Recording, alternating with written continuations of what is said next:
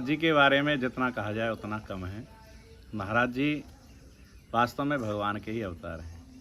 वैसे तो संतों ने बताया है कि कई जन्मों के ये ब्रह्मचारी हैं, लेकिन वास्तव में ये भगवान के ही अवतार हैं।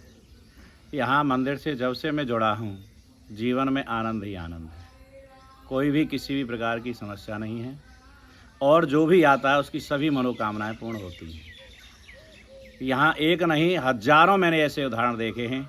किसी को पुत्र नहीं होता है तो पुत्र हो जाता है, किसी को प्रधानी चाहिए प्रधानी हो जाती है, किसी की सर्विस नहीं लगती है उस बच्चे की सर्विस भी लग जाती है। हर मनोकामना पूर्ण करते हैं महाराज जी।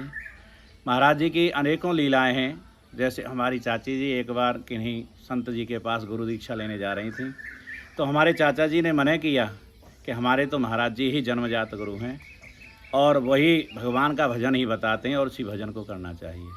लेकिन चाची जी नहीं मानी कि उन्होंने गुरु मंत्र नहीं दिया है, और वो कहने लगी कि आप चलना और हम जो है सुबह 4 बजे जाएंगे, हम सुबह 4 बजे जाएंगे, ऐसा कह कर के सो गई। लेकिन महाराज जी ने लठ लेकर के खड़े हो गए, डंडा लेकर के खड़े हो गए। बोले स्वप्न में जैसे महाराज चाची जी निकल रही हैं, तो महाराज जी बोले जहाँ हो वहीं पर रहो, अपने पति की सेवा करो, वो जो कहते हैं वही करो। अर्थात महाराज जी ने ऐसे अनेकों चमत्कार दिखाए।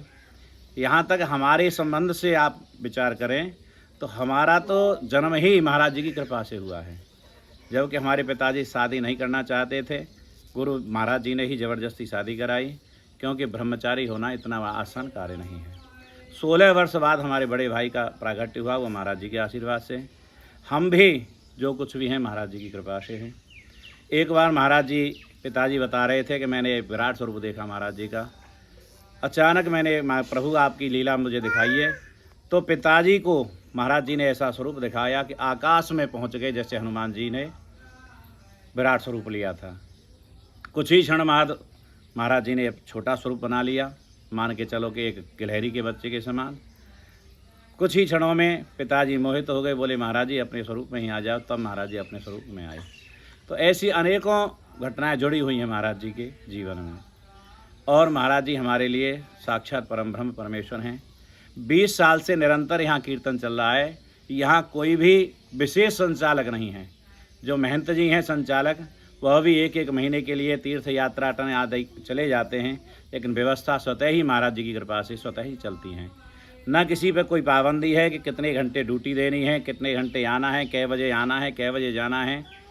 चाहे 4-4 व्यक्ति अपने आप छूट जाते हैं, अपनी छुट्टी मार जाते हैं, लेकिन कीर्तन लगातार अपने आप स्वतः ही चल रहा है। और यहाँ पर अनेकों तरह के सांप, बिच्छू, कीड़ा आदि निकलते रहते हैं, लेकिन कभी कोई दुर्घटना नहीं हुई, कभी किसी सांप ने नहीं काटा।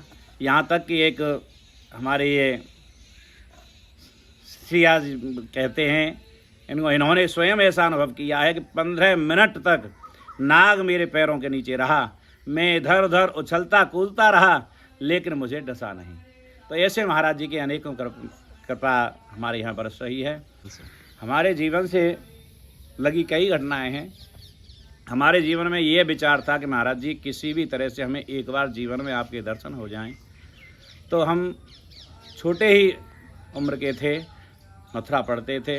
अचानक हमारा आगमन गांव में हुआ। गांव में हमें मालूम पड़ा कि महाराज जी वहाँ पर मौजूद हैं।